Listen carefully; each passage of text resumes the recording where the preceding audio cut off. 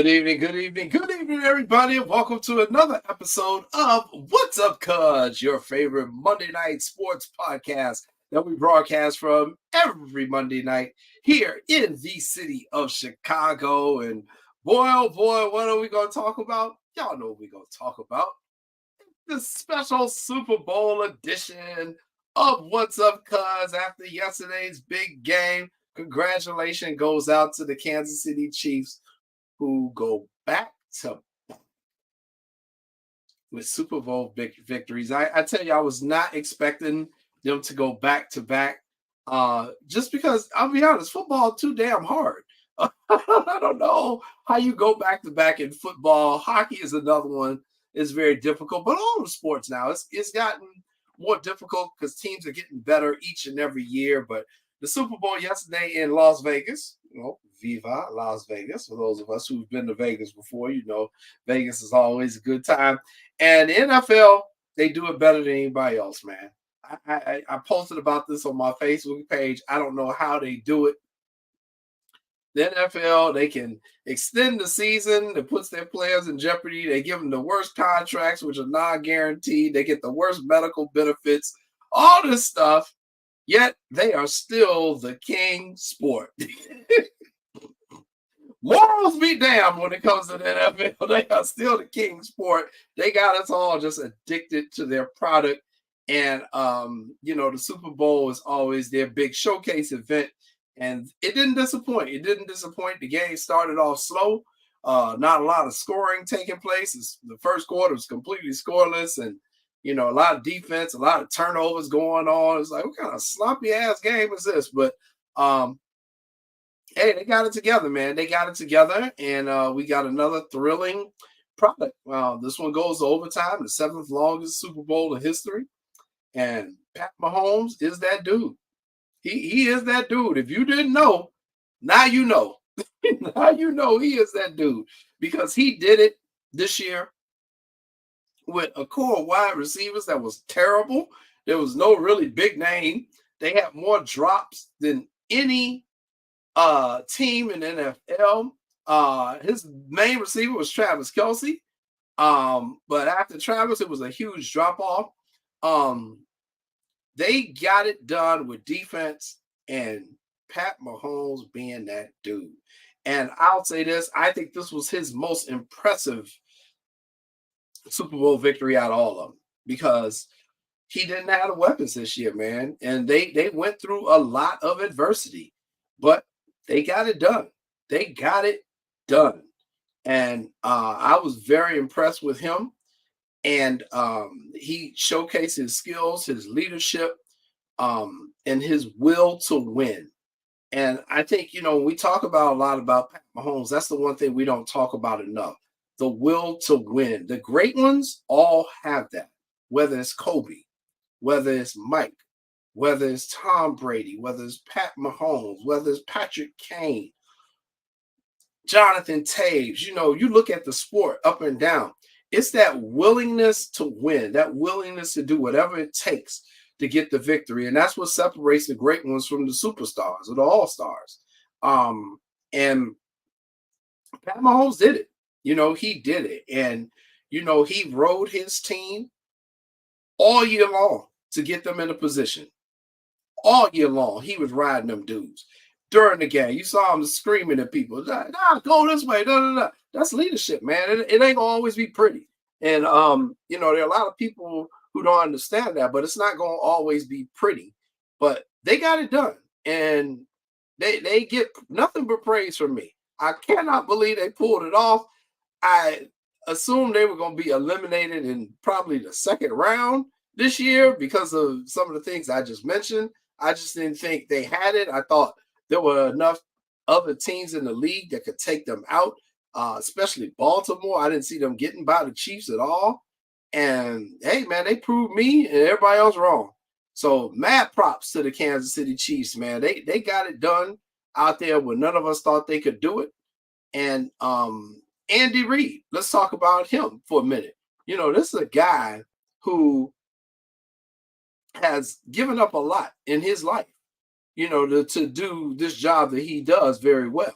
And a lot of people don't realize how much these coaches sacrifice, man, especially their family life, man. They lose marriages, they lose relationship with their children. There's a lot that goes on with that. And um I was very impressed again with the coaching strategy of the Chiefs, especially the defensive strategy in that second half. They just they just shut them down, man. They just shut them down in that second half. There was nothing that San Francisco could really do to get on track. And that's making halftime adjustments, man. And you have to give their coaching staff all the credit in the world for doing that. They went out there and took a punch in the mouth in the first half, got down by double digits, but they champions, man. And they showed the heart of a champion. They got right back up, said, "No, we ain't done yet. we ain't going nowhere, player. We still here." And they got it done. And I think one of the things that really stood out to me was early in the first half, and so they're now making memes about it and everything. And they asked Travis Kelce about what happened on the sideline early in the game. I know a lot of you were watching. When this incident happened, he got pretty aggressive with Andy there. And he says, "I was telling him how much I loved him," which I think is hilarious. He was not saying that at the time. And, I did get a little bit of concern that, he gonna knock Andy over. I'm like, man, you can't be assaulting the elderly out here. What you doing, Travis Kelce? But, I mean, it was impressive, man. It was impressive. But, and I say again, it's not gonna always be pretty, man. When you're trying to win a championship, there's a lot of emotions that get into you have to take into consideration. But they're trying to win. They are definitely out there trying to win, and they got it done. What's up, Armando? How you doing, man? It's just one of those things. Oh, I got to use the saying. That's my hometown team. It might be my girl Stephanie. But I can't say he was necessarily out of order because I put it in the context of when it happened and where it happened. It's at a sporting event. He's not going to hurt Andy Reid. He's not trying to do that, but my man want to win. And he like, you got to put me in the game, coach. Like, they just turned the ball over on a play where he wasn't in, and the guy who replaced him is the one who gave up the block. And that's how they lost the ball. So, I don't think he was necessarily wrong, Dr. Brown. I just think he was going out there to he wanted to win. He wanted to win. And the great ones have that in them. Jordan, people tell you he was the biggest asshole on the team when the Bulls was winning them championships. Your leaders, sometimes you got to be like that. And I remember when I was coaching basketball, when I was winning my championships in my little leagues, there were a bunch of times my players told me, "Man, sit down. We know what we're doing. Or be quiet." And there was one time I had a bad molar that I needed to get extracted. And I should have done it before I got on the trip, and I went anyway, and I got down there. I wasn't feeling well. I'm in pain. I'm popping Advils like the Tic Tacs. They ain't helping me, and I'm trying to coach, and they making me mad, and they mad at me. And one of my players just said, "Man, why don't you just take your ass home? Because you ain't helping us right now." I was like, "You know what? I am in pain, and I'm going home." And I turned it over to my assistant coach, and they won the whole tournament. So, I get it, man. You got to keep your best players on the field during game day. But shout out once again to the Kansas City Chiefs. For those of you tuning in, welcome to What's Up, Cuz. I am Jason Palmer. My regular co-host, Lance Irvin, is not going to be here tonight. We've talked about this before in the past, that Lance and Paula are dealing with a family member who is ill. Her mom's condition has gotten a little bit worse in the past couple of weeks. So Lance has needed to take more time away from the show to be there to support his wife and help take care of his family and his mother-in-law. So Lance will not be joining me tonight on the show. He does send his best regards. He does remember all the people who were talking junk at the city championship game the other day as Sean's former employer, the Curie Condors, defeat Lance Irvin's Kenwood Broncos to win the city championship of boys public league basketball. So Lance is still kind of licking his wounds on losing the championship game, and he said he understands all the people who've been getting at him and Mike and everybody else about that. But don't forget it's after San Rita beat him too in football. So he's probably not very happy with me. Well, what made the whole thing worse, Sean, not only did the boys lose, but the girls lost. Oh no. So all my friends who went to Kenwood, I've been giving it to them. I've been giving it to them. Because Kenwood and Liblo, Whitney Young all have this little rivalry amongst us, especially the 80s and the 90s classes. So Kenwood's girls lost to Whitney Young in the varsity championship game. They lost to Phillips in the JV championship game. And then the boys varsity lost to Curie. Curie. They took 3 L's within like a matter of 6 hours, Sean. So, obviously I'm still friends with a lot of people over Curious. So they're all up and down my timeline. And like I know, I'm good friends with Larry and the assistant coach, Mike Oliver, the head coach. Yeah. And so and then obviously a lot of the staff. So it was all up and down my timeline. And I was immediately, as soon as it happened, I immediately thought of Lance. I'm like, damn. First St. Rita gets them, and then now Curie gets them. Yeah, they had trouble. Did we bet this game? Oh no, you should have. And then Liblo beat Kenwood too early this year, and they beat Curie. So I was like, well, I got bragging rights of the 2 teams who played the championship game, but our program is coming up too. And public league basketball, man, it's very interesting because there's not really a dominant team anymore, Sean. And right. This year was a perfect example where we saw all the upsets that were taking place during the regular season. And I was like, man, anybody could win the championship this year. Like, everybody is in it. Simeon, Whitney Young, it wasn't just the traditionals. It was the up-and-coming teams. Lincoln Park had a good season. Limblom had a good season. Perspectives had a good season. It's going to be very interesting in the state tournament. Now, here's my concern. And every public league coach we've had on the show has said the same thing. Sometimes they spend so much energy beating each other up trying to win the city championship that when they get to state, they're not really ready. And the thing about playing state, it's a different animal, man. The referees call the game completely different. So it's definitely a less physical game, which goes against most of our public league teams. And I'm like, man, y'all gonna have to make the adjustment as you do this. And, it's not just about having the talent, man. You got to actually have some half-court sets because, trust me, them downstate schools and them suburban teams you're going to be playing, all they doing is practice on how to beat your press. That's all they doing. So you better be able to play in the half-court. And it's going to be real interesting to see what these public league teams do in the state playoffs, which start next week. The girls are starting today, actually. Some of the preliminary rounds have started already. So good luck to all the CPS teams. And wow, what a great championship week they had, though. All the games were close. And, Kenwood, man, they took 3 L's, man.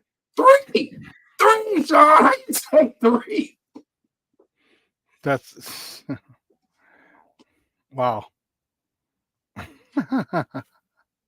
Well, and the funny thing is, so, Kenwood, they only had 8 on their varsity roster because they kept a couple of their underclassmen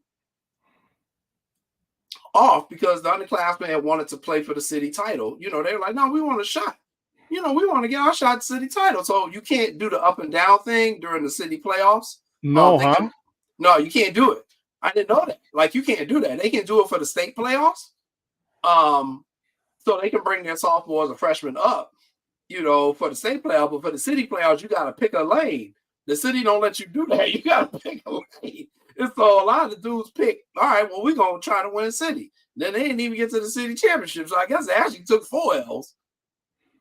Wow. That's rough, man. That's really. But you know what? The good thing is, it's all about perspective. The fact that you're in the city championship and you're vying for it, Yeah. And I know, I mean, because no one wants to be known as the Buffalo Bills, but you do have to realize that you're one of the top two teams in the city in that particular um, bracket. You know what I mean? In the Hmm. men's, in the boys, the varsity, boys JV, the girls JV, girls varsity. One of the top two teams in the city. There's over 100 Yeah. high schools in the city. All right, there's Yeah. over 100 high schools in the city.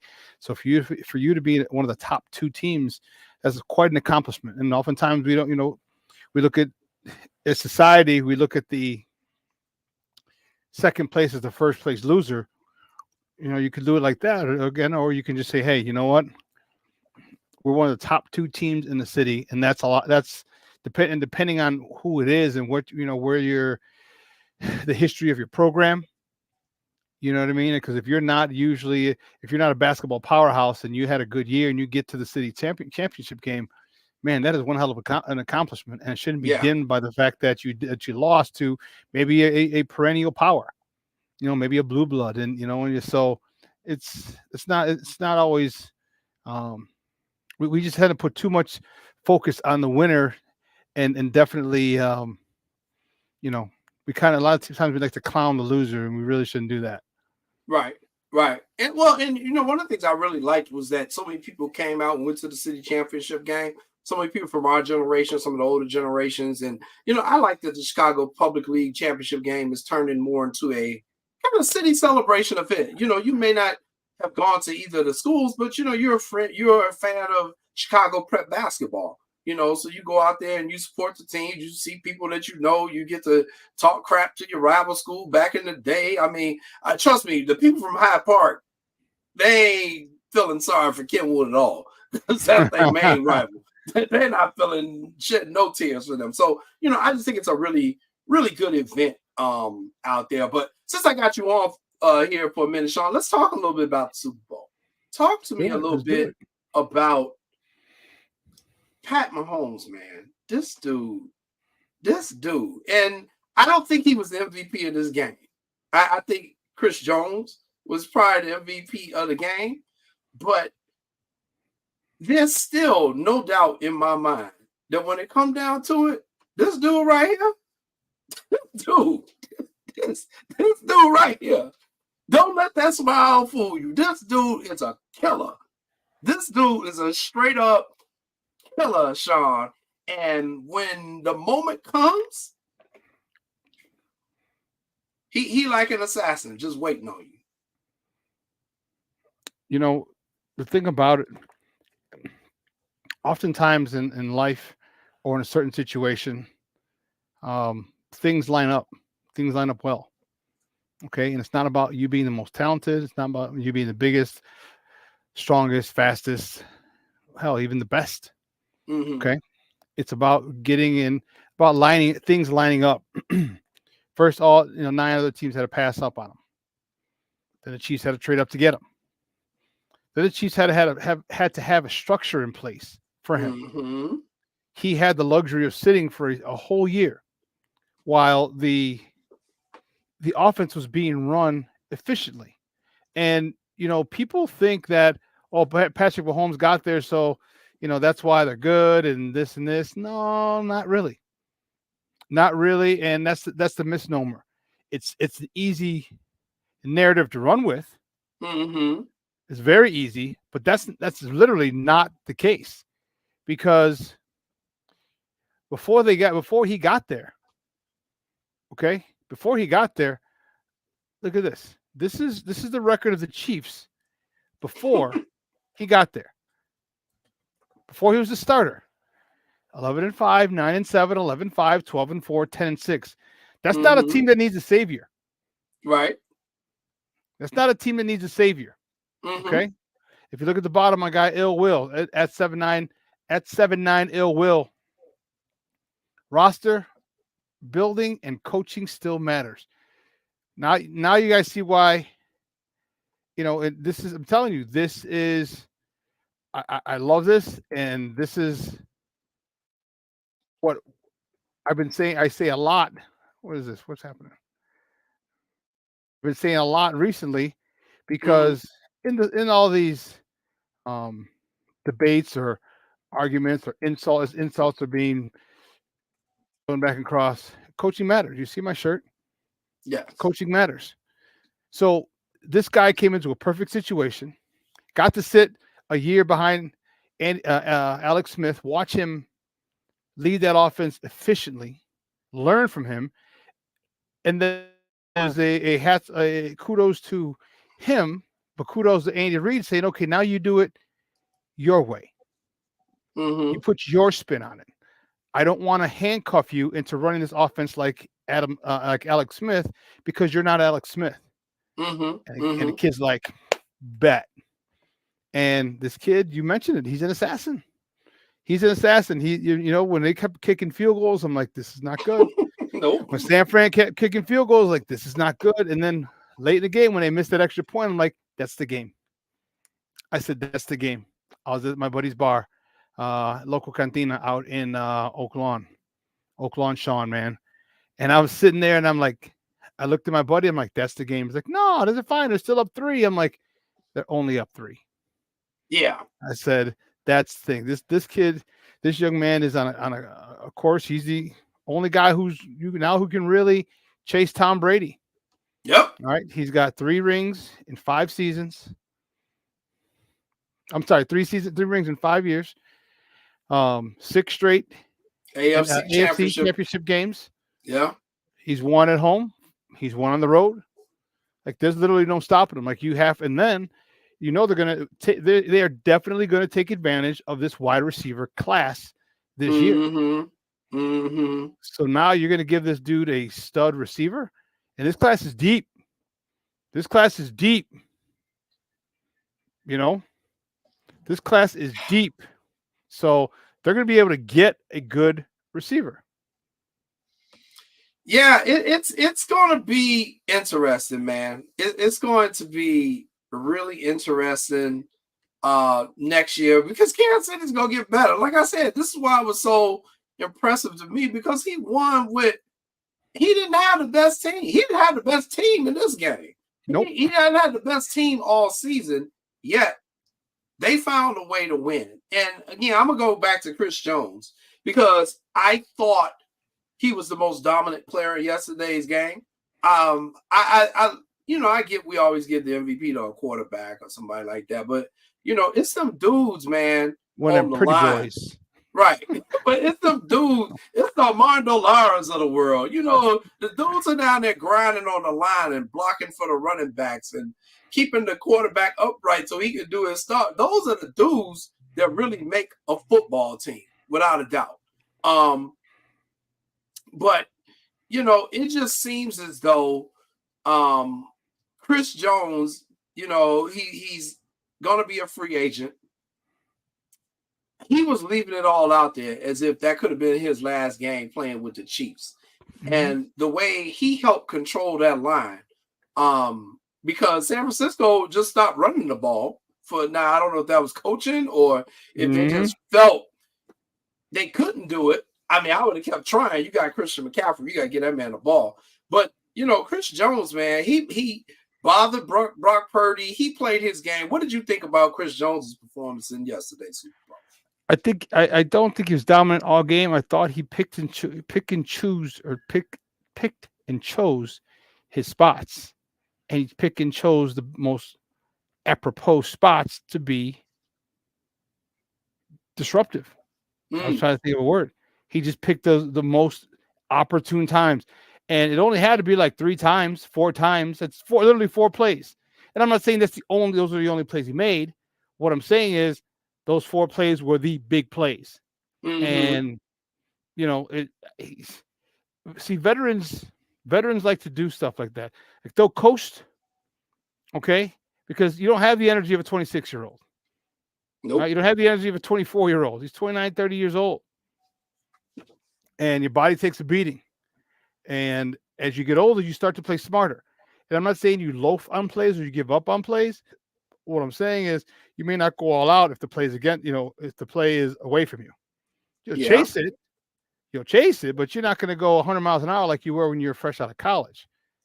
All right. You find time to get some rest in the game, to conserve some energy in the game, because at some particular point a big play is going to be warranted, and then you're the guy to do it. So I thought he played very efficient yesterday. I thought whenever it was time for a big play to be made, he was front and center. Front and center. Oh, you need me now. Oh, y'all need me now? Okay, all right. You good? All right, I got you. Right. Exactly. And it's like the SpongeBob SquarePants meme is like, all right, here I go. I'll stop him on 3rd and 2. All right. Yeah. I mean, Chris was incredible, man. And again, the Chiefs, man, they just, give some love to their quarterbacks, man. them dudes have been that tandem. They've actually been that tandem that my Dolphins could have been if we could have stayed healthy with Xavier Howard and Jalen Ramsey. Had we had them healthy all year, maybe our season would have went differently. But I think our cover tandem and Kansas City's top 2 corners, man, they lights out, man. And there were times with Purdy, he just didn't have nowhere to go with the ball because they were sticking to them receivers like glue, man. And then, Debo got injured, during the game.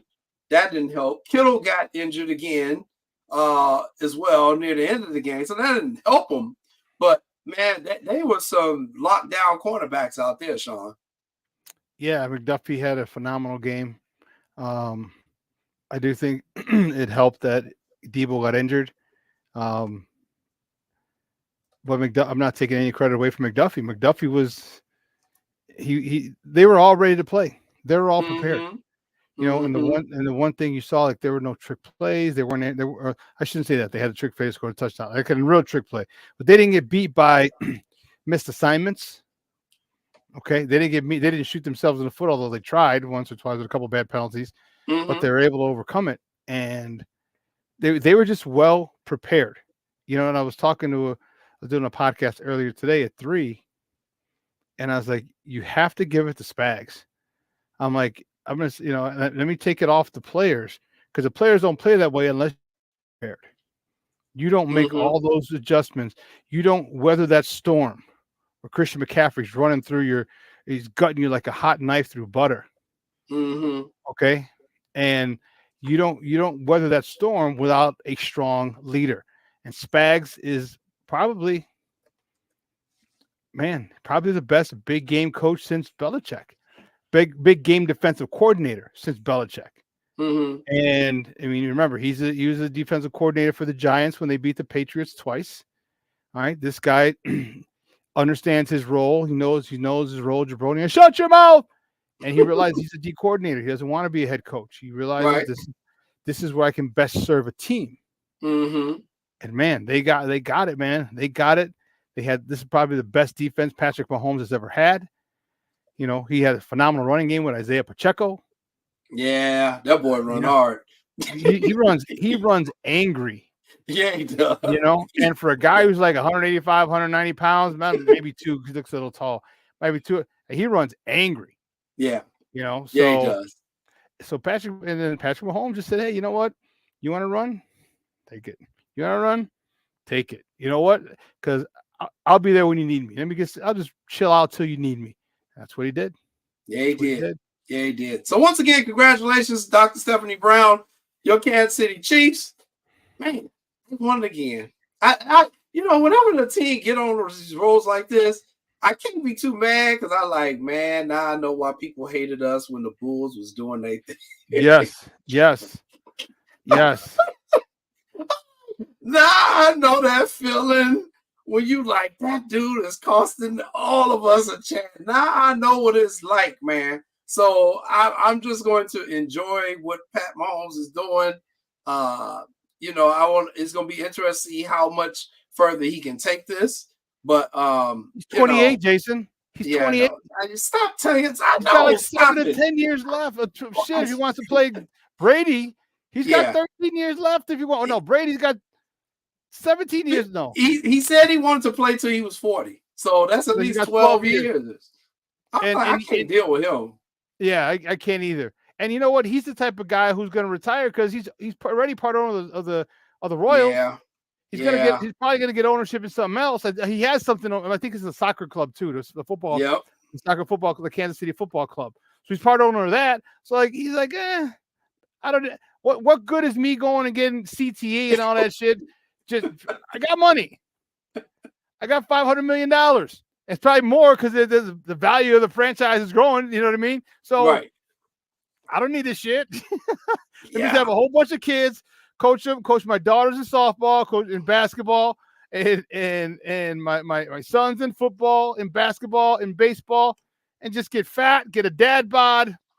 You know what I mean? Drive a really expensive minivan, drive a Maserati minivan. Yeah, and he got a check coming from State Farm now. Yeah, yep. So yeah, athletes are a little different nowadays. We'll see. Yeah, it hit different. Hey, we've reached our first commercial break in this abbreviated edition of What's Up, Cuz. When we come back, we're gonna talk about our brand new logo once again to share with all of our fans. We've been working on this for a while. We're gonna give you some background on the What's Up, Cuz logo, and then we're gonna talk about the Super Bowl halftime show because Sean, that has now become as big of a talking point as a game. In the last few years, everybody does like a whole thing on the halftime show, and boy, was it a show. And we're going to talk about that when we come back. You're tuned in to What's Up, Cuz. We'll be back in just a few minutes. Stay tuned.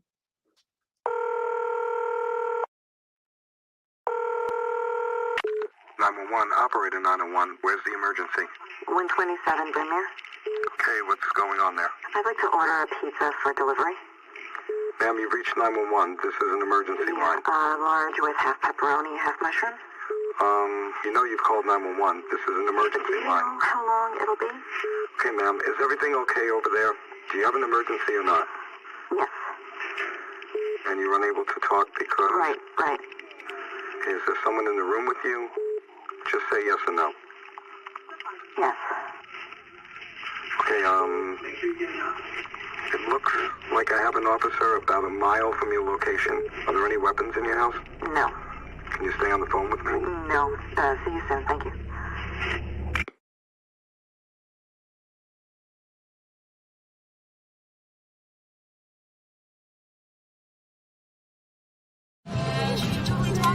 No, I don't know though. I'm scared. I mean, you're so...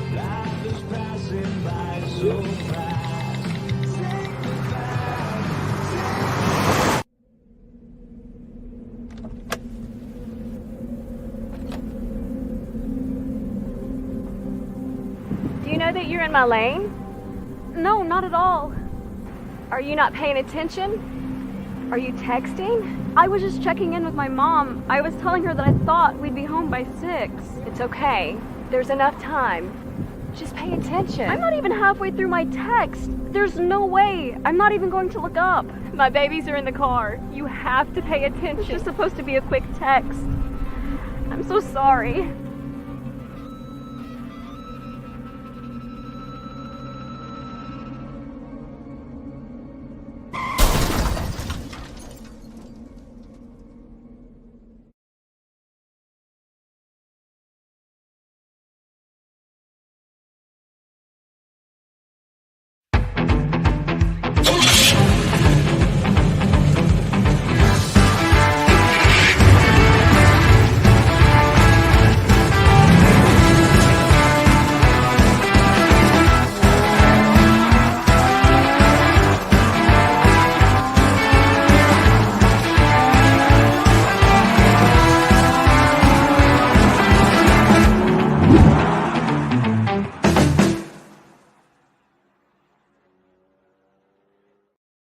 Welcome back, everybody, to What's Up, Cuz. I'm your host, Jason Palmer, along with our producer, Sean Sierra. For those of you joining us late, because of Lance Irvin, he's dealing with a personal family issue right now, so he's going to be away from the show for a little bit. But our thoughts and prayers are with him and his beautiful wife, Paula, and wife, Brooklyn, and we ask that you keep them in your thoughts and prayers right now. His daughter. I don't think he has 2 wives. Did I say 2 wives? Oh, my Yeah, God. he said his daughter, Brooklyn. Sorry, Paula, don't shoot me. His wife and daughter, his daughter Brooklyn, and his wife Paula. Oh Lord, I'm in trouble. And I was in the damn wedding. That's what makes it so bad. Oh boy. Oh I'll man, just bust in sorry. your balls, man. I'll just bust in your That's balls. all right. It's all good. All good. Hey, let's talk about our new logo. The What's Up Cuz logo. You can see it. It's kind of in the background there. Sean, pull it up for the people so they can see it. There it is. There it is. Our special thanks to our guy Chris. Man, your boy put it down, man. Your boy put it down on this logo, man. I love it. I love it. There was a lot of talk about this. We've been working on this for forever, it seems like. But he really pulled this thing together and pulled it off. So you're going to start seeing our new logo. We're going to start putting that on our Twitter page. We are creating some other social media pages as well to help promote the show. You're going to start seeing this thing popping up all over town. It's going to be all over Sports Zone Chicago stuff. And I just want to thank him for a job well done. And, you know, I love people because I'm a creative person myself. And one of the things I like is if you tell me the idea, give me like what you want with it and then get out my way and let me do it. You know what I'm saying? Because creative people need a creative space. Right. Give me parameters and then boom, you go. Give me the parameters. So I had a friend who needed a press release. She's going to be honored in the Chicago Defender Woman of the Year Excellence Award. She's like, yo, I need it's like, I need a press release, Jay. I was like, okay. You know, and you know, she's like, this dude want to charge me $600 to do it. I'm like, to do a press release? I was like, what you need me to do? And she gave me the parameters, and I was like, okay. And then she's like, well, can you? I'm like, yeah, just you already told me, just leave me alone. I got you. And so I sent it to her, and she's like, oh, this was incredible. I'm like, yeah, creative people just need to know something, and then you know, you consult with them as they're going through the process. But man, it was incredible, and I like that this guy is not shy. You know, as he posts, he must be a super talented.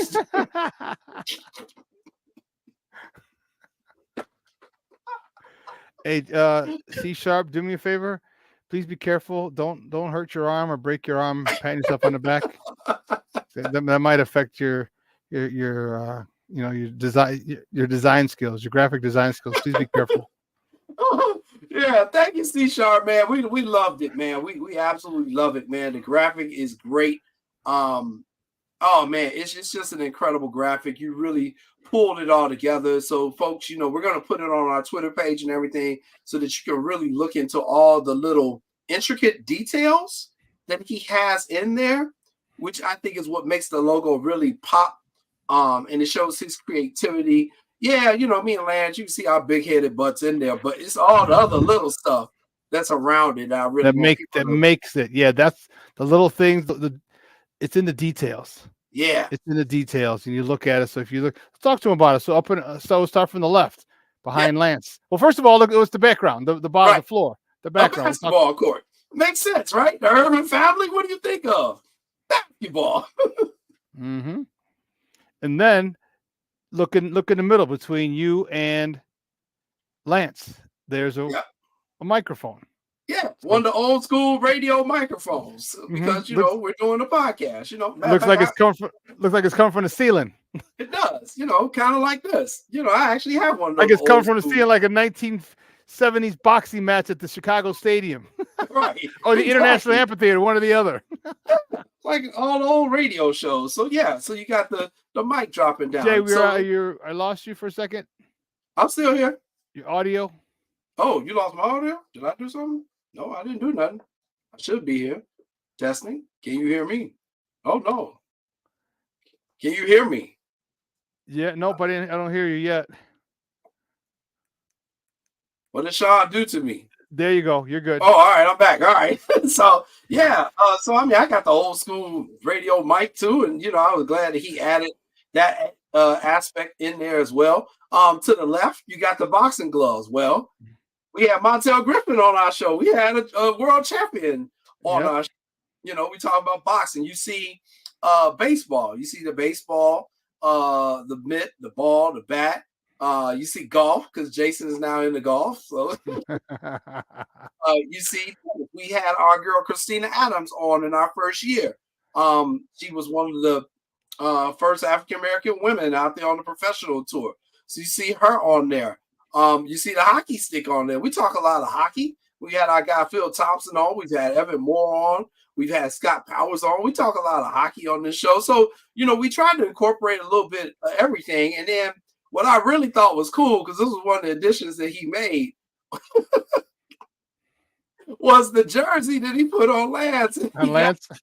He got Lance that's his college jersey when he played at Colorado State. So he was no way.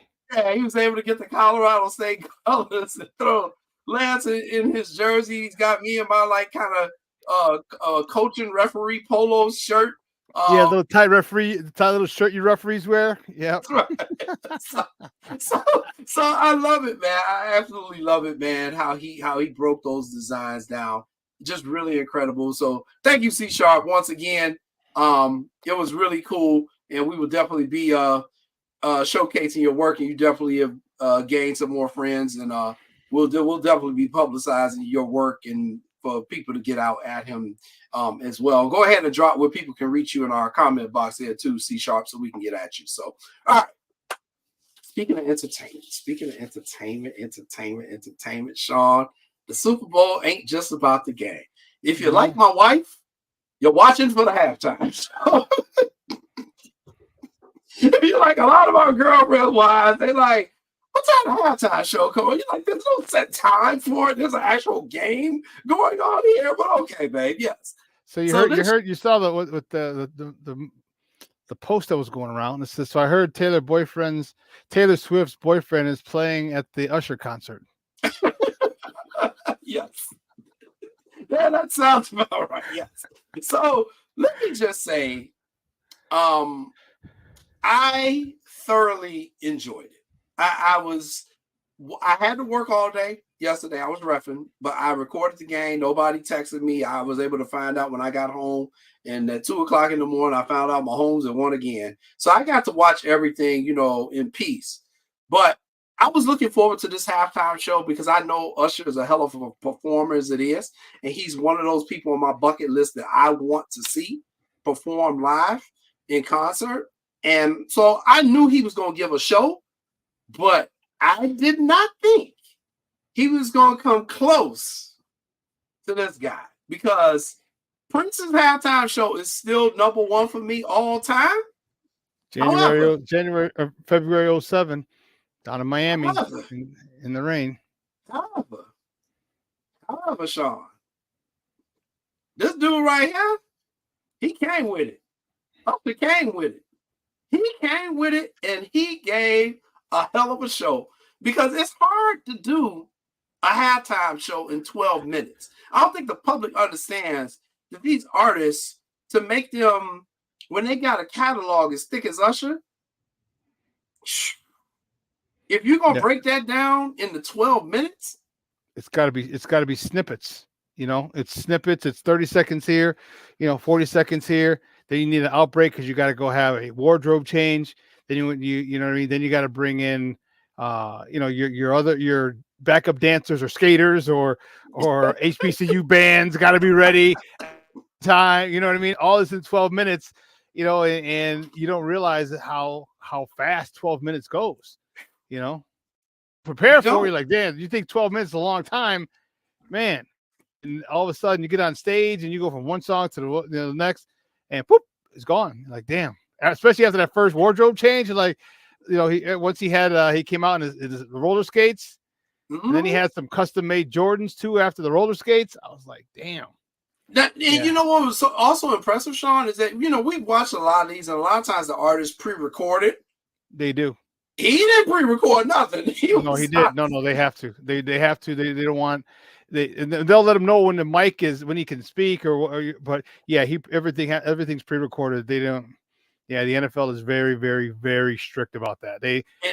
Very strict. And this dude got in, man.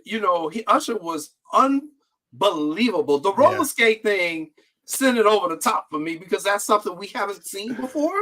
Mm-hmm. And I've never was a roller skater, but I have plenty of friends, in the 80s, we did that stuff. Yeah, and grammar school. They tell you how hard it is to do that, but to do it with that level of choreography and to be able to stop on a dime along with everybody else at the same time. Oh my God. The choreography of that was insane. And if you've never roller skated, you won't understand it. You definitely will not understand. You wouldn't get it. You know, it's like, oh, it's nice, it's cool. Like, no. It takes a lot of work. Right. That was amazing. That was absolutely amazing. And then let's go through the performers because I put their pictures in. His guest performers. Number one. Yeah. Number one. Let's do number. Well, yeah. All men knew who this was. Man, she was thicker than a Snicker yesterday, boy. I was like, what? What? Either you've been having a little extra mashed potatoes or something, or you've been squatting, mama, because Lord have mercy. So, I got hot under the collar a little bit. My best friend from college, Charles. This is like his wife. He don't. No. The hell with Charles. That's my wife. He don't give a damn. Like Alicia Keys is married to 18,000 people apparently because she's like everybody's favorite. And you know the cool thing about it is none of us knew who the guest people would be. You know, you expect a cameo every now and then, but when it was Alicia, I was like, oh crap, okay. And yeah, she missed the first note. Okay, I heard that, but she did. You know, I don't think most people were listening to what she was saying to anyway. No, I didn't. Someone had to tell. Dude, one of my guys, like, she would probably want the first note back. I'm like, what are you talking about? Like, what the hell are you talking about? She was wearing red, looking all thick and shit. What do you mean? What is she? What? Huh? Yes. So you're right. Both men were like, I didn't even know what song she sang, but yes, Alicia was out there. So yes, Alicia Keys with her appearance, and they did their song together. She started with her song, then the song they did together, and just that beautiful finale.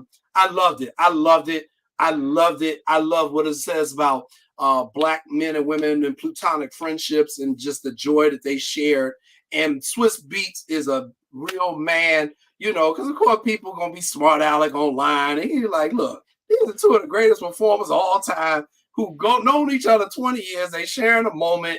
You know, I'm very comfortable with Usher hugging on my wife on stage. They're entertainers. Even if I am ugly as sin, but who cares? Right. So, you know. But the name of the song is My Boo. You know what I mean? Exactly. Like he's gonna be he can't be the old Catholic school dance. You need to say a ruler apart, people. No. You know what I'm saying? It's like the name of the song is My Boo, and it's part of it. It's what it was. Entertainment. That's all it was. Entertainment.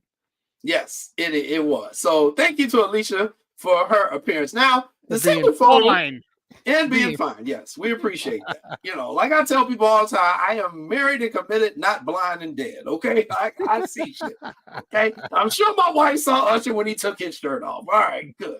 So we'll just get that out the way. All right. Let's go to the next performer who I have listed because I did not know who this is. And when you post a picture, I'll let you know. Did you know who this was when you saw it, Sean? Oh. Do you know who it is now? Oh, you wrote it in a thing. Is that Will I Am? It's Will I Am, yeah. Okay. I didn't know who that was. I thought it was freaking Kanye. I did too.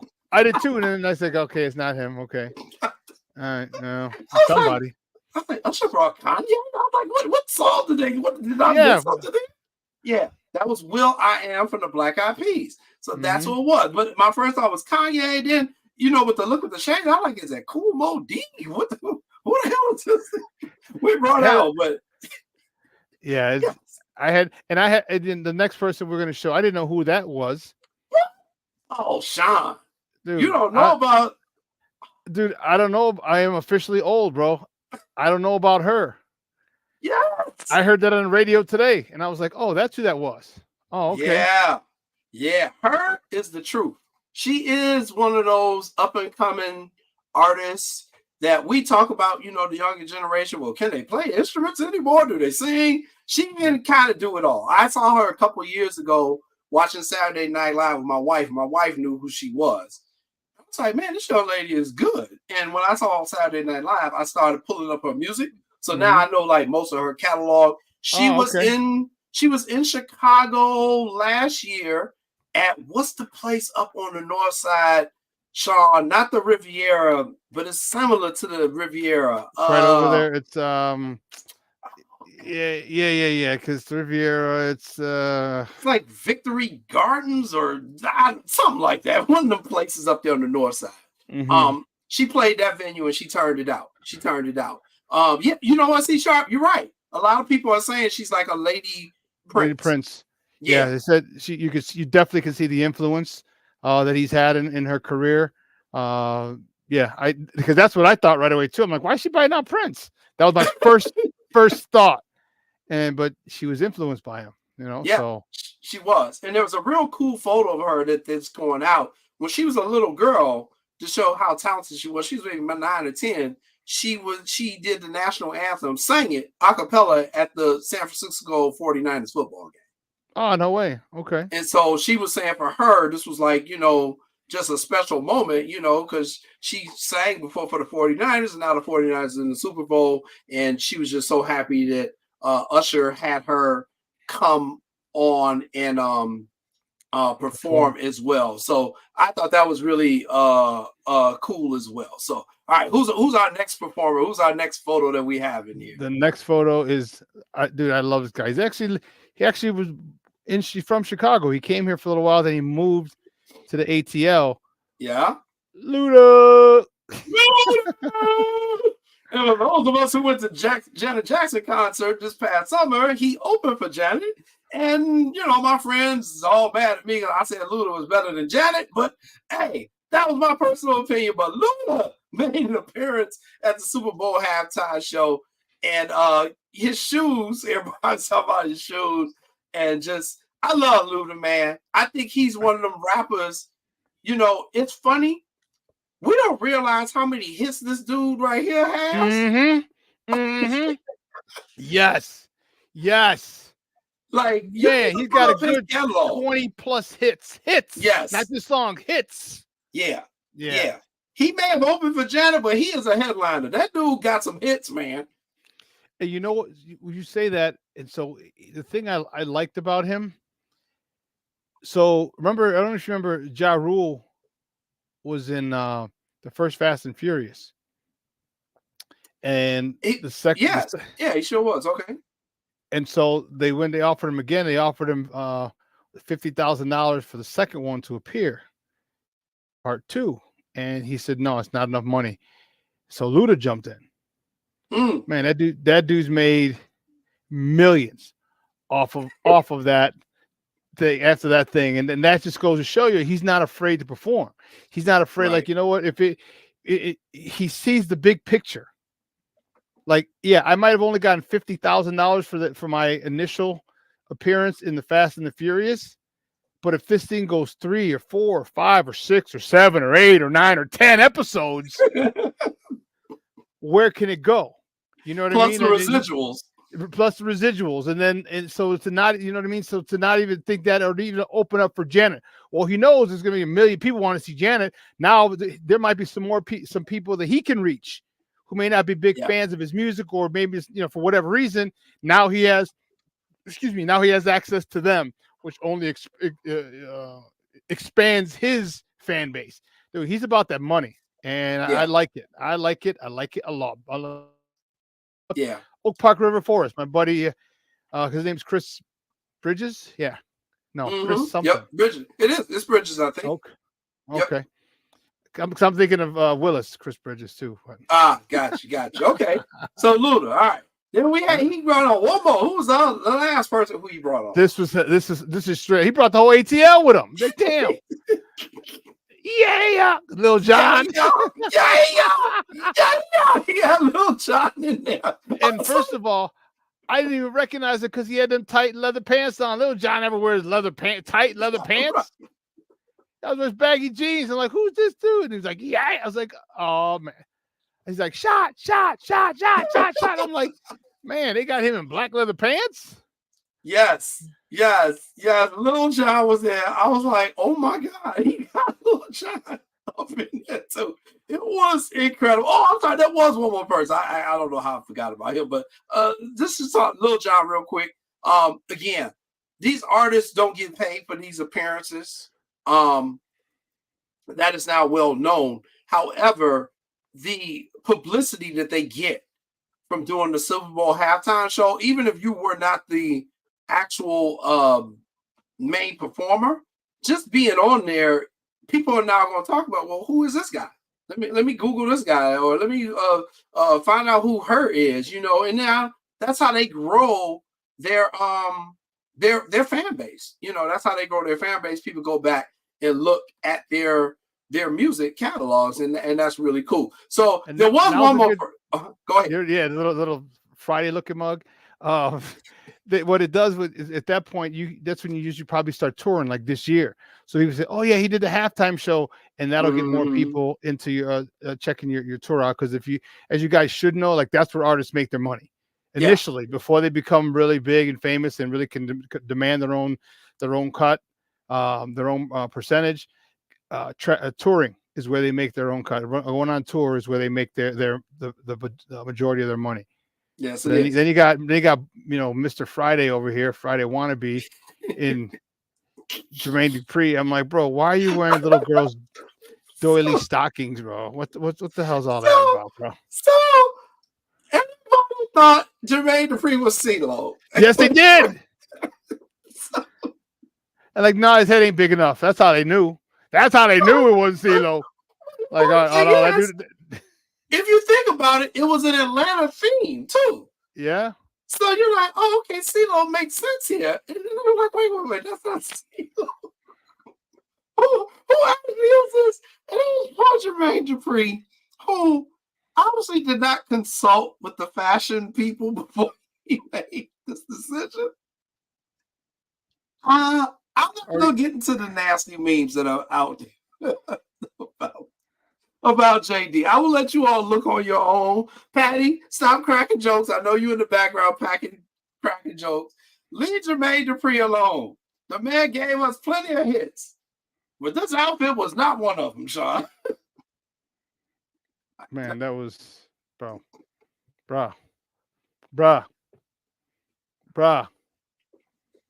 Maybe that's the outfit he had to wear so he could be part of the Illuminati. You know what I mean? I don't know. Like, all right, this is your, Steve Harvey had the mess up on the Miss America, and so maybe that's what he had. Maybe that's his whole thing. I don't know. Poor Jermaine. Poor guy. And here's the thing: is like he's only 5'4". Like if you were Snoop size and 6'3", 6'4", and you did that, then it'd be funny. Like, ha, it's funny. Look at that big ass dude. But then you look like a little boy. He looked like one of the munchkins from the Wizard of Oz. Yes, we represent the lollipop kids, the lollipop kids, the lollipop kids. Oh, Jermaine, bad choice. So, Jermaine was the only one that lost out of the whole halftime show, but it is what it is. Just in a final note, couple final things on that. Usher, his concert tickets in Chicago went on sale this morning at 10. They have added an extra show, Sean. They added an extra show. They must have heard my complaints. He was scheduled to end the tour here in Chicago on the 28th and the 29th, which when I looked at the calendar, that's a Monday and Tuesday. I'm like, Cleveland? Not Sean, on Monday and Tuesday night. You know what they're doing? They're allowing you to call in to take a sick day the next day. So stop complaining and thank them. Say, hey, now I don't got to go to work on Tuesday. I don't got to go to work on Wednesday. So when I come back, it's Thursday. I got Thursday, Friday. I'm off. Weekend, baby. Well, they did have the better solid because guess what day they added the show on? Friday or Thursday? October 31st. Oh, Halloween. Which is on a Thursday. Oh, man. So you take off Friday? There you go, Sean Sierra. Oh, man. You got a man, you're not gonna be productive at work on Thursday thinking about Ursher, baby. So that's a 3.5 day weekend. There you go. You gotta leave work early. You gotta go get your hair done and get your outfit ready and make sure you're smelling good. And so they added Chicago down on the show. Is that the UC? It's gonna be at the United Center. Yes, it's at the United Center. Here's the thing, man. I keep getting this garbage on my phone from the United Center about their suites. But they keep giving me stuff I don't give a damn about. They got Nicki Minaj. They got something else. I'm like, no, and I even wrote in the thing. I'm like, I want to know when Janet's coming. June 19th. Right. Give me prices for that shit. Like, don't give me. No one cares about Nicki Minaj's dumbass. I'm sorry, no. But you get Jermaine Dupri, man. and I'd love to be able to find 20 people. I mean, it's going to run you about $300 to $400 for the suite, but it's a suite. It's all you can drink, all you can eat. Yeah. You're separate from everything, from everybody. Yeah. You know what I'm saying? Like there's a you got to pay a little more, but I've been in suites before. That's no joke. Yeah. That's no joke. And to see Usher, oh yeah, because I didn't see him in his residency in Vegas, so I'm going to see him now. I may do something a little different, but I'm definitely going to go see him. I definitely want to get out there and go see him. So wanted to put that out there. The tickets are on sale now. He will be in Chicago for now 3 shows, as they added a separate one. 1, 2, 3. 3 shows here in Ciudad de Chicago in October. This year, ladies and gentlemen. El 31 de octubre. So, and one other touch on Usher's halftime show that I didn't even notice, and Sean, you may not know this guy. I know this guy, and I was shocked to find out when he died in October. And I thought it was the coolest thing that Usher did. It was just one of those little things that's in his show that flew over people's heads, because he didn't really do too much of a live band. He had Jackson State's band there. Shout out to the Sonic Boom of the South. You see, he had some horns there, but can you see this in the picture? What's missing in the back there? Do you notice that? You gotta look real hard. This isn't probably the best picture, but yeah, there's not a drummer there. Right. Drummer. So both drum sets. Exactly. So in October of 2023, his longtime drummer, Aaron Spears, one of the baddest brothers ever on the drums, passed away unexpectedly at the age of 47. Wow. He and Usher were very close. Usher gave the eulogy at this brother's funeral, and they were like brothers. This guy was 47, Usher was 45. Usher said he was like my big brother. You know, he talked to me about a lot of stuff. You know, a lot of these entertainers, you know, when they get out on the road, man, they don't have a family. So your musicians, the musicians become your family. You know, they are usually the people who can keep you in check, because they may not be as well known. If you need something, hey man, can you run out to such and such? Go to Target and grab me such and such. The musician can do it because they're not as well known as you are. Well, Aaron Spears was his drummer, a long-time drummer, man. And I encourage anybody, yes, he was, Chris.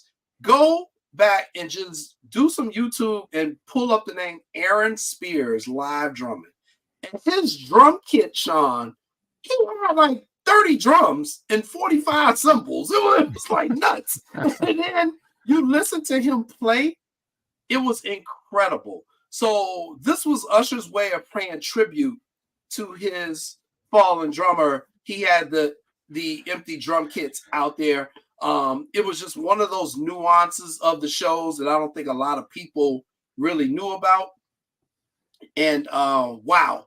I mean, I was like, man, and that's why I said Usher's performance for me, because of all the little nuances and all the unique things, it's now up there with Prince.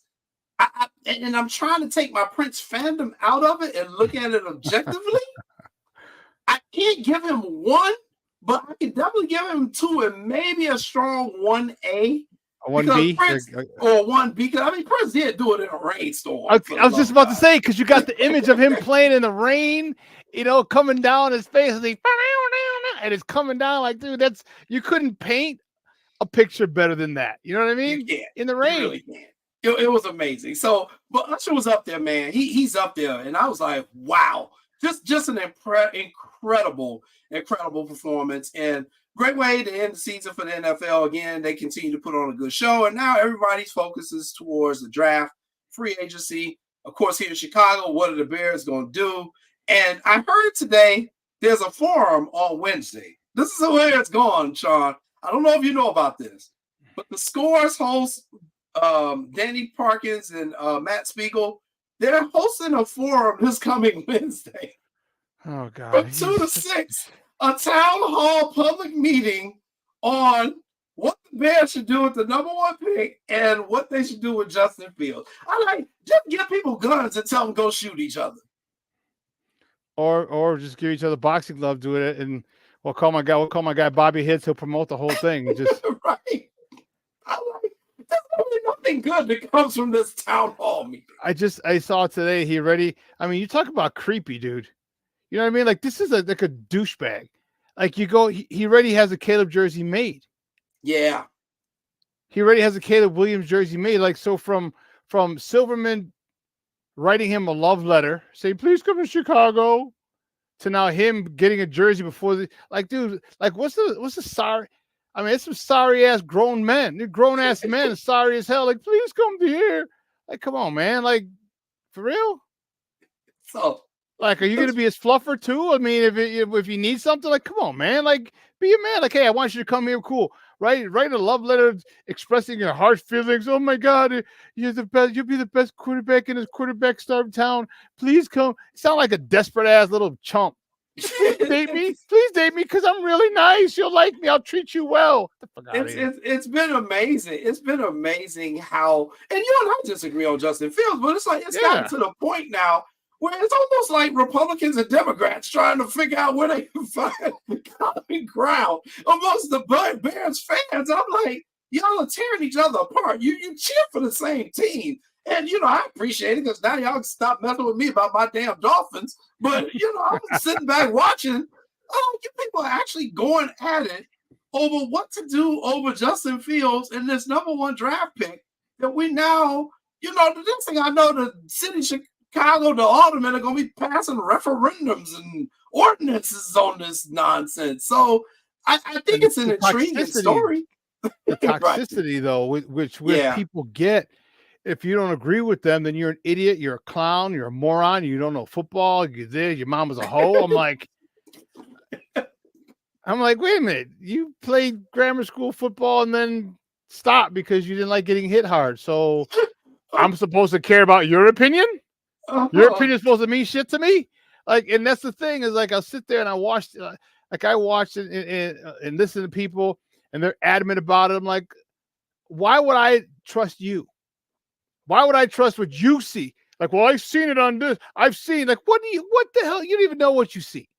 Like, can you even tell coverages? Do you even know where the soft spotted coverages are? Do you even know? And my guy, Coach T, just did an interview with Quincy Avery, Justin's quarterback coach. All right. And people are like, he holds the ball too long and he misses receivers. And Quincy's like, he was laughing. He's like, man, he goes, he's like, it's not from, your progressions don't change from game to game. He goes, they can change from quarter to quarter. He's like, they could change that quick. Like, and this week we're going to start here. Boom, boom, boom. Next week at this route, we're going to start here from the other side. Boom, boom, boom. And next week, and he goes, you don't really he doesn't really find out until that week. So he's prepping, so most likely, Wednesday, because they practice on Wednesday, off Tuesdays. So they get back to the building on Wednesday. And like, okay, here's what we're going to do. And so if that's the case, then you know that the progressions, and that's what I've been saying this whole time, the progression sequence is off, but it literally changes every week. Every week. Yeah. It's going to be interesting. It's definitely the question that everybody in Chicago is asking. And you'll love this. There was a report out of Miami from a reporter who I know, who I'm really cool with.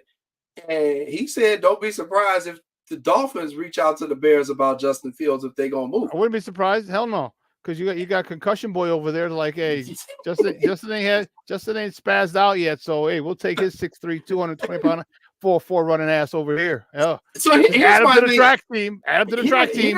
Here's my thing about if Justin were to come to the Dolphins.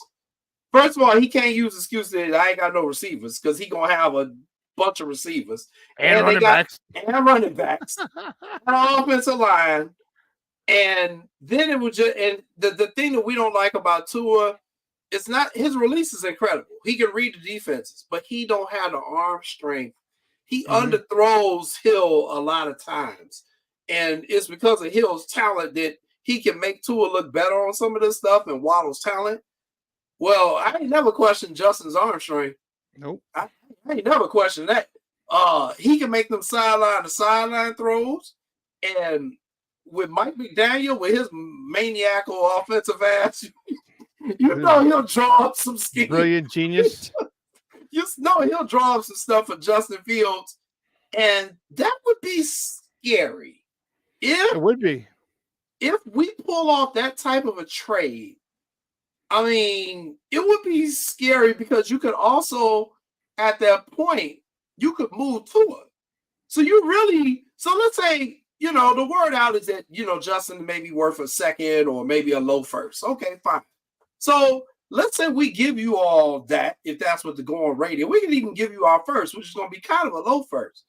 We still could get him and then trade Tua and get us another damn first. Probably one even higher because his value is higher right now. Mm-hmm.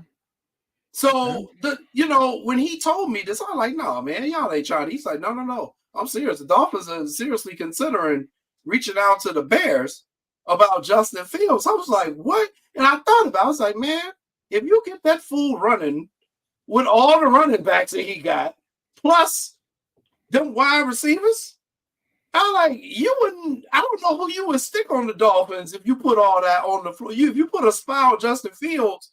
Yeah, good luck with that one. Right. Now you just left everything open back behind him. Yep. So I was like, that could be interesting. So that could be an interesting team. I do think, though, if they're going to move him, then he's going to go to Pittsburgh. Because I think Mike Tomlin, because you heard they cut Trubisky today. Oh, no, I didn't hear that. They cut Trubisky today. So they're down to one quarterback on their roster. So Kenny Pickens? Yeah. Pickens? So I definitely think Mike Tomlin want Justin Fields. I think Pittsburgh will be the leading candidate if he goes somewhere. No, I still think I'm a conspiracy theorist, bro. You think Atlanta? No, Washington. Dude, everyone and people have said, well, you said that you think it's a conspiracy. I was like, yeah, I do. And I said, and I felt like saying, because you're so stupid and small-minded, you don't look at the big picture. All right. He's a DC kid.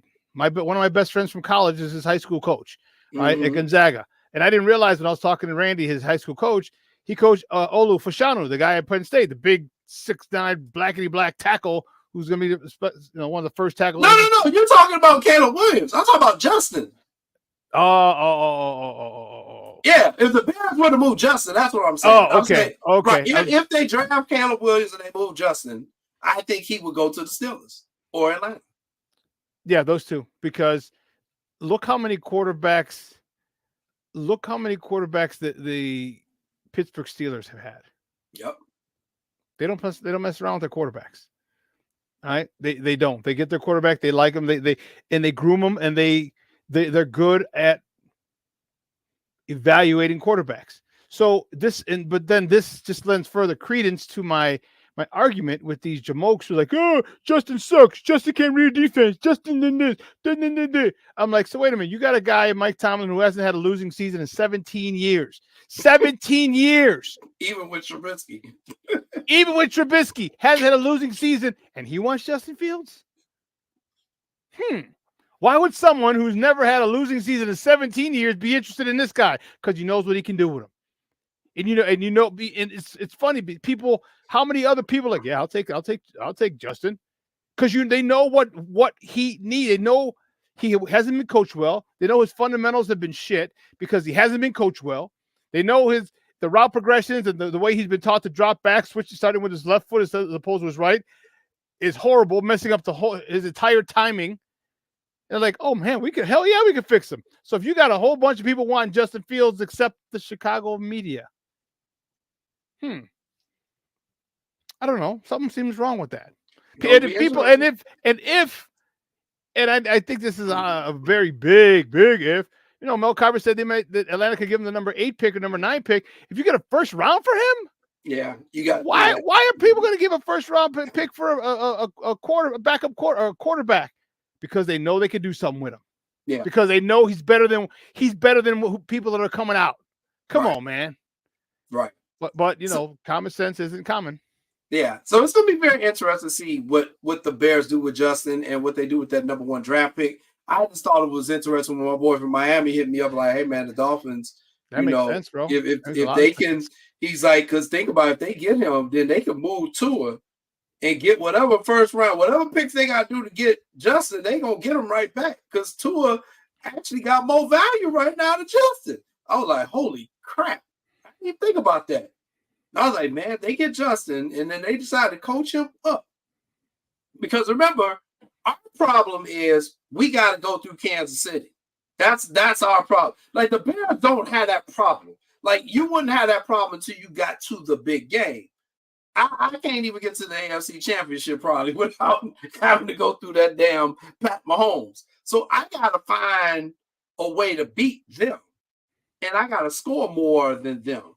So if Justin were to go to the Dolphins and add to that potent offense, and then you just pray Brad Chubb and what's my other end Phillips that they don't have season-ending injuries like they did. Now you got your edge rushers, and the Dolphins could be a team to really watch. If they can make a couple moves in this offseason. But I was not thinking about Justin Fields on the Dolphins, and then the Dolphins flipping Tua for some more picks or getting whatever else they need. That actually would be a dark horse that we may not see coming. But we'll see. It's going to be interesting watching this off season with the Chicago Bears.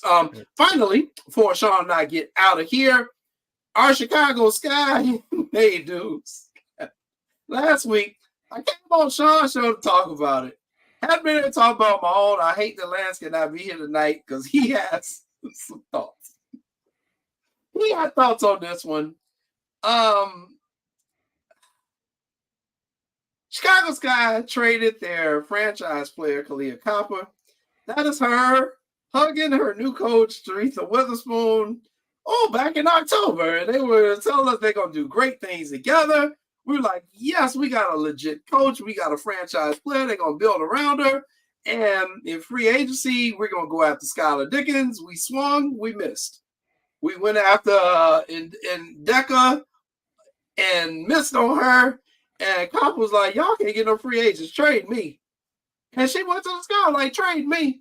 Y'all not doing what you said you're going to do. And the other part of the story is that, the women's basketball players are asking for more stuff. Some of these franchises are able to offer more for their players than others. The Sky, very similar to the Bears. They are a family-run organization, which means they can get cheap on certain things. And, the players ain't trying to hit it. They don't get a lot as it is, so they're going to try to go places where they can get as much as they can. And those places are Phoenix and Seattle and New York and Las Vegas.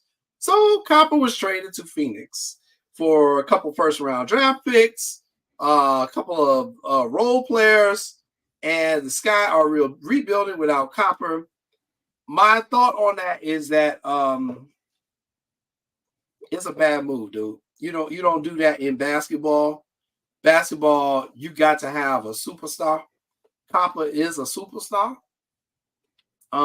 You can try to win it with just stars, all stars. It don't really work on either the men or the women's side. You have a superstar. You have franchise players. And the Sky's formula worked in 2021. You had Candace Parker, you had Copper, those two superstars, and you had the shooter in Quigley, and you had the point guard in Vandersloot. And then you had a bunch of different role players. That's why y'all won. You've now broken that team down to hell. The only people left are Dana Evans. They regained Diamond DeShields. They re-signed her. Mm-hmm. She's coming back. They don't have enough weapons, and they don't have no star power. And I don't know how they're going to be not just competitive, but how they fight off. I think Armando told me this on my Facebook page. There's a couple other people. How do they fight off not becoming irrelevant again on the Chicago sports scene during the summer, Sean? You got to win, and you don't have enough talent. You don't got enough horses in there to win, and that's the problem because, you're trying to draw a crowd, okay, and you want them to come inside during summertime shy. You know what I'm saying? Like go into a building in summertime shy. When we got the lakefront, we got Grand Park, we got all the parks, we got the clubs, we got the lounges, we got the outdoor patios, we got the rooftops, we got the outdoor restaurants, and you want us to go inside? There better be a really, really, really good product to get me to go inside summertime shy. We get 3.5 months, 4 months on a good year. You know what I'm saying? And you want me to be inside? Yeah. Just saying. Yeah, and I agree with you. I just don't see how you're going to pull that off Um, you asking us to come inside during the summer. It's just again, we did it during the championship run, and we did it during the COVID when we could do it a little bit, but it was a championship run. It was something special that we had never done before. So yeah, you had some sellouts in the playoffs. You had people watching the games. You're a casual WNBA fan. Let's say that. You're very casual about it. But when they were rolling that summer, Sean was like, "Oh shit, the way they move the ball, the way we were doing." I mean, you were like, "Oh, we got a squad. We might actually do this." And you cannot. You have to ride that momentum, and that's what I want the Sky ownership to understand, man. You just killed the momentum, man. You literally just killed the momentum. Yep. Joey Jr. just put killing themselves. Yeah. Yeah. And I don't know the reason that Coach Wade left. Like how I feel about it. I just but I don't know all I don't have all the information from the outside looking in. That's that was my thing. I just wasn't happy about it. I'm still not happy about it. And then this, it's like, do you guys want to make money? Is that the Right. purpose of this whole thing, or are you just trying to, because it doesn't make sense. It doesn't make sense. There's no star power. There's nobody. I mean, think about how many Candace Parker jerseys were sold. Young girls. You know what I'm saying? It's from the area, Chicagoland girl, leading them to the title. And now who do you have? Now who's your star? Who's the big draw? Nobody. Yeah, that's scary. That's scary. And I wrote about it on my blog on jcoydenreports.com. So I encourage people to go there. I give you some more of my insider thoughts on Chicago Sky covering that team, and some of my personal thoughts on what they did. And it's just not. It's not smart. It's not smart. I think you got to spend money to make money. That means you got to invest in your product, and that's why I think the Sky are making a mistake. They are one of the few teams that still doesn't. I don't even know if you know this. Do you know where the Sky practice? You know where the Sky practice? Nope. They practice out of the field house at the Deerfield Park District.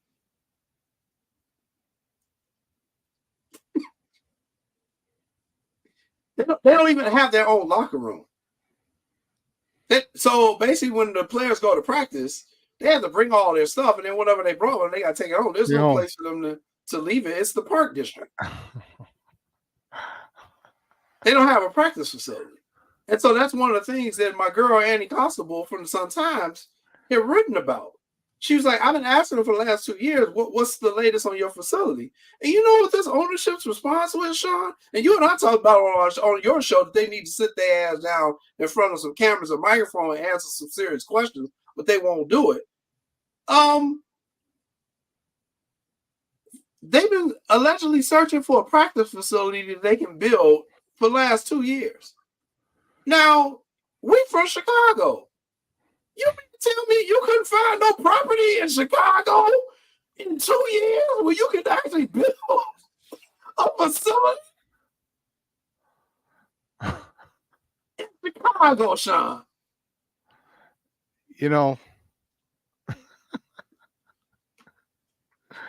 It's a shame that these guys aren't sponsored by the Bulls. Like some of the men's school, the women's teams are sponsored by the men's team in the city. Yeah. Because then you could practice there, or they could have redone the Advocate Center. When they made the Advocate Center, you could have made it extra, made it a little wider, or, have it a bend, have it an L shape and have 2 courts on that side for the thing. You just share the training room and you have your own locker. Women have their own, the Sky have their locker room, the you know what I mean? Yeah. But even so, like there's still places in the South Loop and just that you could find. There's land over there. You're in the South Loop. You play in the South Loop. The one thing we learned from COVID was what all of a sudden became available in the Loop and in the South Loop. Commercial real estate. Yep. Because everybody started work from home. The commercial real estate market went in the tank. So you can actually get something at a damn good price. Yep. We're still continuing our search throughout the Chicago area for a practice facility we can call on. I'm like, no, you ain't. No, you ain't. You ain't looking. You ain't looking. There's so many places. Go all up and down 18th and State, 18th in Michigan, 20, Cermak in Michigan, and don't get me wrong, it's going to cost you a little bit, but hey, that's the cost of doing business. Imagine you buy it. Is there an old warehouse you can buy? You know what I'm saying? Is there an old warehouse you can buy where you can have some stuff on the first floor, the practice facility on the second floor, gut it out like a 2 stories. All right, put big windows and see downtown. So that's your practice court, that you can see downtown, and you can live right down there. So you're gonna have girls be able to walk to the practice facility, walk to their stadium. All right, take a quick 3-minute Uber drive to the stadium. You know what I mean? In South Loop. Like, come on, man. All that just makes too much sense. Way too much sense. Way too much. You can't tell me y'all can't find no commercial real estate in Chicago. You can't tell me that, especially after what happened during COVID, and they begging to get tenants in some of these places. I'm like, man, y'all could buy something right there in the South Loop, right where you play, right where you play in that neighborhood. There's stuff. Yep. I don't know, man. So I'm very disappointed in the Sky. I'm very disappointed in ownership for doing these moves and then not coming and facing the fire and explaining why they did it and now what the plan is. Because now nobody knows what the plan is. Like, well, okay, what are we doing here? Who are we going after? I was gonna say, I'll tell you what the plan is. Plan to not get any big time free agents here. That's the plan.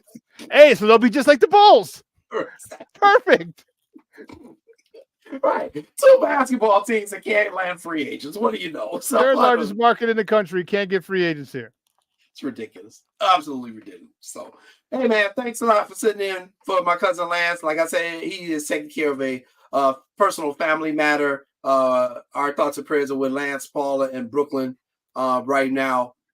Reach out to him. I know many of you follow him as well. Reach out to him. Just let him know what you're thinking about him. This is real tough times for them. And I am in contact with my cousins on a regular. But Lance may need to take a little break from the show while he is dealing with the ill family member. But I will be here. Sean will be here. The new What's Up Cuz logo will be here. The Sky will be here in some damn form or shape. We don't know what. But we got some more guests coming up here in the coming weeks. High school playoffs starting. Go out there and support your local high school team, man. Them kids need to support. A lot of good basketball in the Chicago area. All right, I am out of here. Happy Valentine's time. Happy Valentine's. God, now I can't say. Happy Valentine's Day, ladies, to all of you for Wednesday. Something special coming up for the ladies. Take care of the ladies, fellas. Make sure you get the flowers, the candy. Like my man said in what was that movie? Was it Harlem Nights? Yeah, it was Harlem Nights when Eddie Murphy brought the chocolates. He's like, "Is the chocolates for me?" He's like, "No, they're for the lady." He's like, "Well, give them to her. She loves that shit."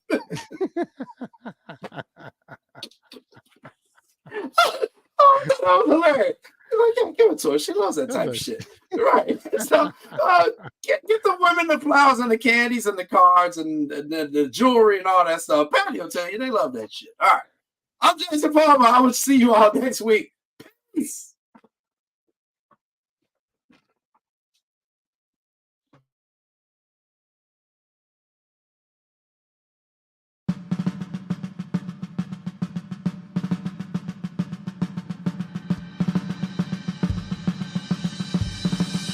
Lift every voice and sing till earth and heaven ring with the harmonies of liberty. Let our rejoicing rise.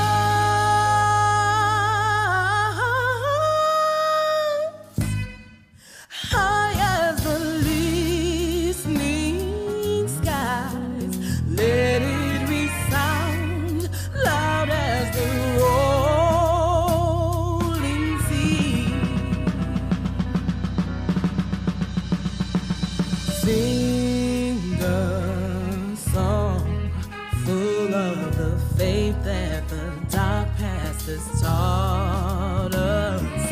Sing a song full of the hope that the present has brought us.